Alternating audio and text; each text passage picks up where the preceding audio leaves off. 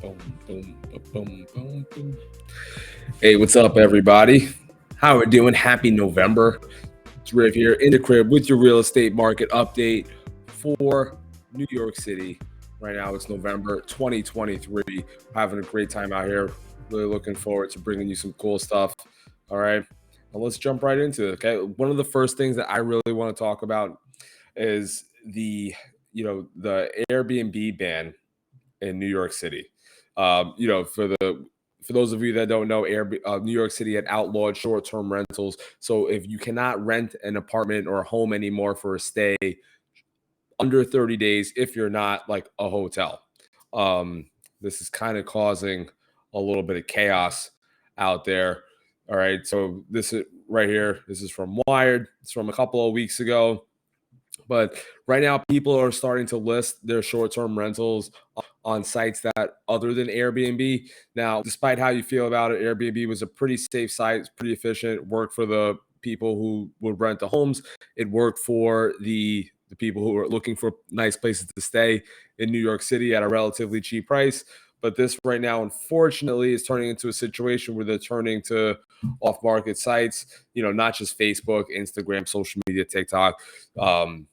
And in a lot of these cases, when people go to unregulated sites to perform some of these transactions, that just leaves it open for people to get scammed and lose money. And that's the bottom line here, right? So, when at least Airbnb, if you got caught, not providing what you were supposed to, you would likely get kicked off of the platform, and you would, in a sense, lose your ability to earn said money. Okay. And now that's going to be gone. And I think a bunch of people are going to be unhappy with their accommodations, and they're going to have nowhere to turn and no one to complain to, no stars to review, because you just got this off of some random social media site, Facebook, TikTok, whatever. So I don't think this is going to be a win for consumers. Property managers, though, looking at this from the other side, property managers are stepping up the hunt for Airbnb leases that were within their portfolio. Many landlords didn't like it when this was legal, but even now, so that some of them may have overlooked some things because, hey, they were getting good rents. But now that's definitely a place where they're seeing that these people cannot pay the leases, and they're looking to end these things as soon as possible. So it's not a huge amount, but you are getting a little bit of extra availability coming online in certain neighborhoods in New York City, definitely throughout Manhattan, some places in Williamsburg, maybe even Astoria, Long Island City. And yeah, so that should relieve some of the rent prices. Well, not a lot, but because they're typically in. Yeah, like I said, there wasn't a lot. There wasn't. People think that Airbnb, it's not like one out of every 5 apartments was an Airbnb. It was like one out of 1,000. So, but it is going to happen. There may be some quick deals for some lucky people and some unlucky landlord that you could pick up at a good rate if you don't mind living in an old hotel room. Okay. With that being said, hotel prices are going up in New York City. It's not really my forte or my topic of business to cover, but it's going to be plain to see that you're going to be paying for more for a hotel if you are planning to come to New York City. I already live here. I already pay a lot. So that's kind of a not my problem situation. But yeah. And then, every visitor to New York City is a potential future resident. So I think having some people be able to stay in a nice home in a nice neighborhood, a lot of people were using that as a way to test a market and see if they wanted to come there. And I think that's something that's going to be lost, because you're not going to be able to have the same experience staying in a hotel as you would have as if you got to stay for a weekend or a week in a nice apartment or a nice home. And I don't think they're going to be paying up to stay there for 30 days. So may have lost some future potential renters into the city, and hotel prices are going up. So I don't think this is really that good for anyone. Another case where New York City thinks they're trying to help solve a problem, or they just have to do something to make it seem like they're trying to solve a problem, like the shortage in rental housing. But I don't think this is actually going to move any needle, and not really going to help. So that's my take on that. Another really interesting thing, it's not funny. I don't know why I laughed, but this was from NBC News 4 a couple of days ago, over a third of NYC homes for sale get taken off the market without finding a buyer. That is insane. I know the amount of people that are looking for homes in New York City. I know there are buyers for them. What is really happening is I've had this conversation with many a seller. It's not a decision someone made, today or yesterday or last month. When you live in a home or you own a piece of property, the timeline and the thought process for potentially putting that home out for sale, can sometimes takes at minimum months, many a times years. They've been thinking about this for a long time. So they started making their decision to sell this home and in 2020 and 2021 and 2022. And they finally, got their future plans together. They got their finances together. And they finally, made the commitment that I'm going to put my home up for sale. It's not a small thing. People that own real estate, it is the most valuable single thing that 99.9% of people actually own. It's not an easy decision to put your home on the market. It's scary. There's a lot riding on it for you, for your future, for your family's future. So to have these homes come on the market and then to have a third of them not find a buyer is crazy, and it just tells you how out of whack people are with the expectations in the market demand. It says a lot about how bad many real estate agents are. You get all this training, you get really good at getting a home seller to sign a contract to put their home on the market, but you can't actually give them the right advice into how much this home is worth. Many a times, because if you tell someone the real value of what their home is worth, they'll say, no, this guy said he could sell it for $100,000 more, so I'm going to go with that guy, even though that guy could have been lying just to take a listing. But it is what it is. So yeah, the median asking price right now in New York City is around 1.1 million.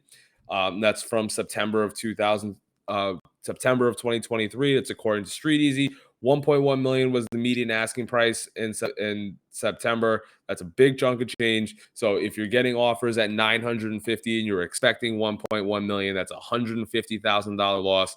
And if you have a mortgage that's $500,000 or $600,000, even on $1 million house, you're only walking away with 400,000, and to lose 150,000 of that, 25% of your expected profits, that's a huge, huge deal. So this is mainly the reason why these homes are getting pulled off the market. The vast majority of these homes are mortgaged. It's not all profit. If you think it's unreasonable for a seller, why won't they take my offer that's $100,000 less or $50,000 less? That's real money that they lose. And they may have had plans in that money in their head, whether they were real or not real, or realistic or not realistic plans with their potential profits from the sale. They were expecting that. They're not getting it because of the cost of the mortgages and just the overall demand for the housing here in New York City, especially single family and 2 to 4 family homes. The rental market, with some of the measures that the city is taking and putting restrictions on landlords, is certainly not helping and definitely devaluing multifamily real estate in the city. I have many a conversation for people where they say I'm not doing this, I'm moving out of the city. People that own buildings say don't ever buy a building in New York City. So you could definitely see a lot of these homes are coming off the market, and it's gonna take some time. It's going to take some time to correct. Still, if you're in the market, if you need a house, if you're ready to buy a house, if you're ready to make that commitment, I would still make the best decision you can make today. All right. That's always going to be my advice. Make the best decision you can make today. Don't count on things getting better for you, because they may not. All right. Look at everybody who waited over the past, 2 or 3 or 4 years. I'm going to wait. I'm going to save some more money. I'm going to wait for prices to come down. They're not. Things got more expensive. Prices didn't come down. Interest rates are up. They're going to stay up 2, 3, 4, 5 more years. And there's no scenario in which you're going to be better off long-term financially, all right, renting for 5 or 6 years instead of buying a house and waiting for mortgage rates to drop so you can refinance.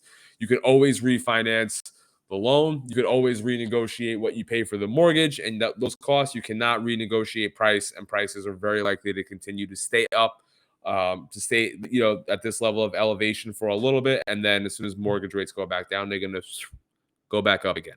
So that's what it is. But today, over a third of homes are getting pulled off the market. I don't think I showed you this article. Yeah, but here it is. Crazy story over here. And this is from October. Again, a lot of people are saying that the sellers were a lot more likely to get stressed about putting their homes on the market. It's more stressful than planning a wedding, more stressful than finding a job, or even like getting a root canal. That's fine. I definitely think root canal may be more stressful because you have to go through that no matter what. If you don't sell your house, you don't sell your house. If you need a root canal, you got to get a root canal. It is what it is. But so yeah, I mean, that's another scary thing. And the other major thing that's going on, obviously, mortgage rates definitely affecting the residential market. But you're hearing a lot about commercial real estate, office loans, blah, blah, blah, blah, blah. All right. This is a big deal.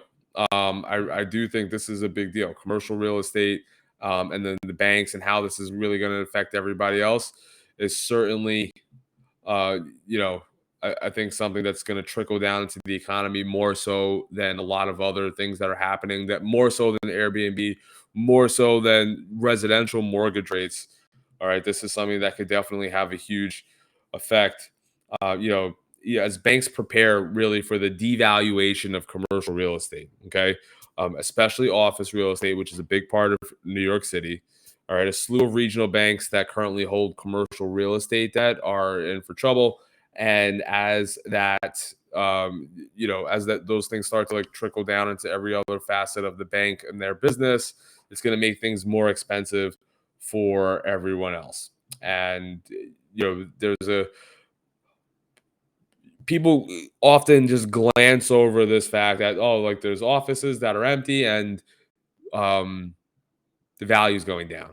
But if you haven't gotten explained why this matters or like how this actually works, let me show you real quick. I'll give you I have one of my little spreadsheets here on commercial real estate, and this is a very low level look at what this is, but basically, you have a big office building. Let's say you bought it for $100 million.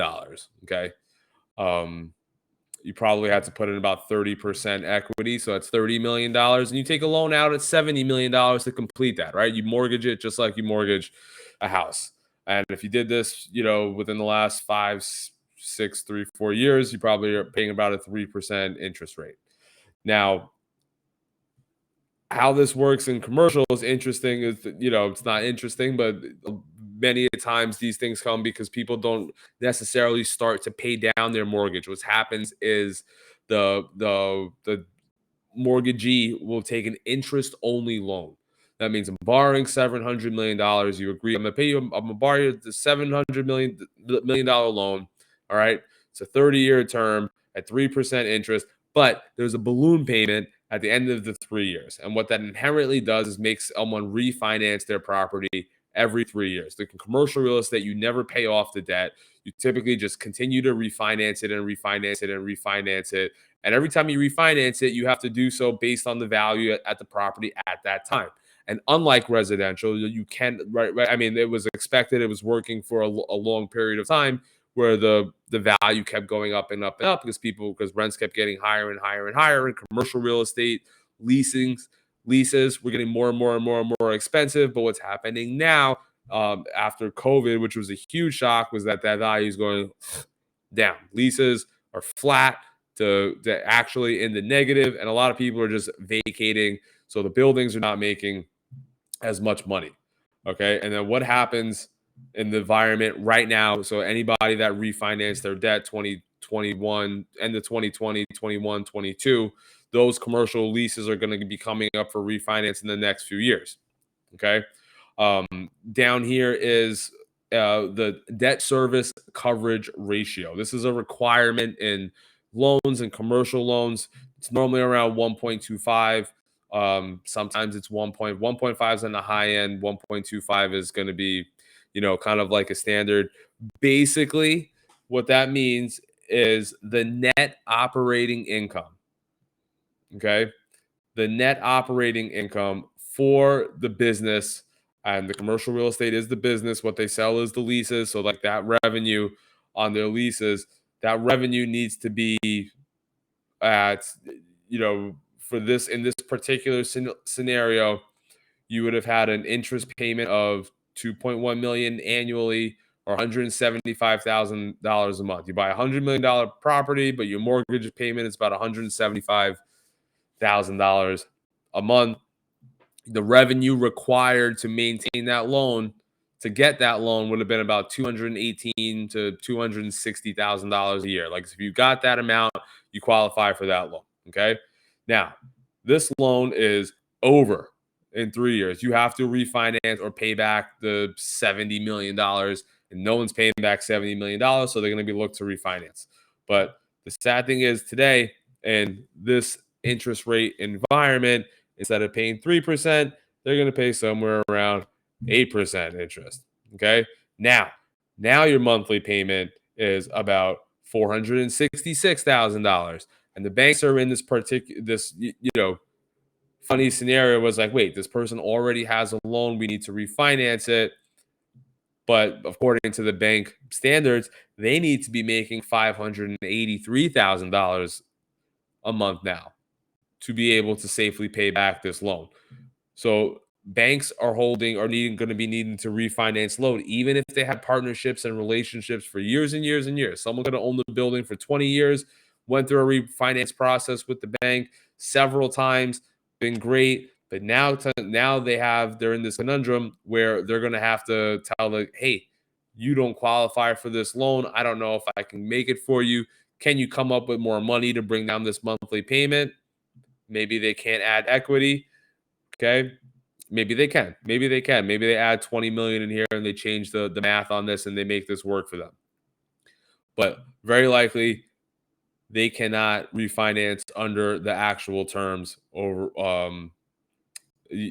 set by the bank standards and policies, and they're going to lose their loan, and all of the money's going to come. They're not going to be able to refinance. All the money's going to come due, or they're going to have to sell, or they'll default on the loan and the bank will take it over. Okay. The other side of this equation that's not really working right now, this monthly income, let's say it was working at, they were getting $416,000 a month in rent, but this was 3 years ago. And instead of this number growing at 4 to 5% a year, it's staying flat or getting lower. So the only other way to fix this problem of a higher interest rate is if you can get more money to cover your loan payment. But right now, this number is not being able to grow. So people are in a tough place. This is not going to be fun. This is not fun really for anyone. And banks, and so the banks have to tighten because they know these losses are coming. A lot of the banks are adding to their reserves to cover defaulted payments, okay, because they expect to get this revenue in, and that pays back their shareholders, that pays for their employees, that pays for their office leases and spaces that that they work. They have expenses as well, and they need to be able to make all of those commitments, especially to the shareholders. And so they're keeping back extra reserves. But to do that, they're also, if you're a Citibank, if you're Chase or Wells Fargo or some regional bank or a credit union, and you also have credit cards, and you also make car loans, and you also make personal loans, and you also do residential mortgages, and you do small business loans, and those areas are more secure in the economy than commercial real estate, that's where they're going to be able to take some money.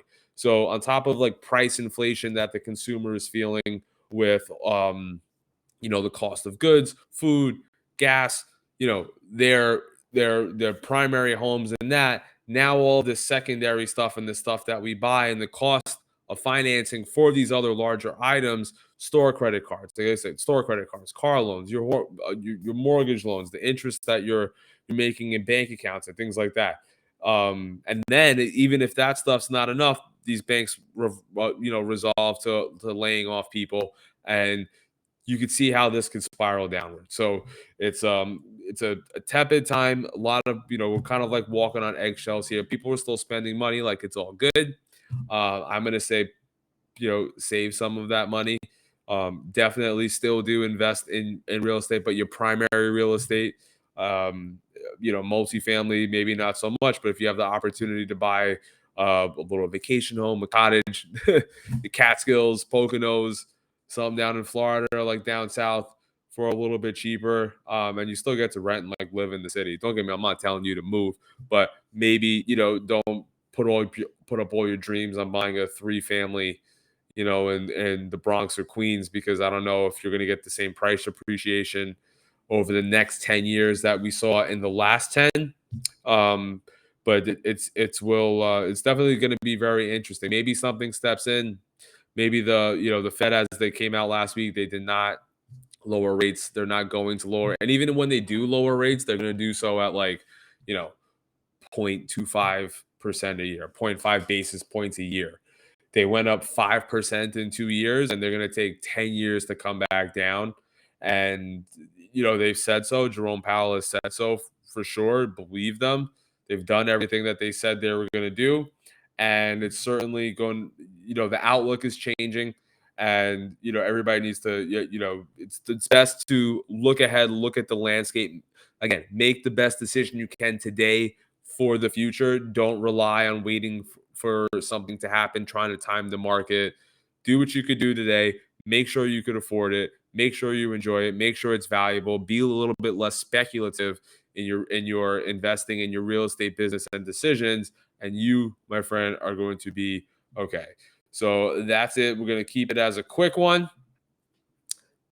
Peace out. Don't forget, like, subscribe, holler at me. Definitely looking forward to bringing you some more really, really good and valuable news and insights into the real estate business and in New York City. This is Real Estate Rib. Peace out.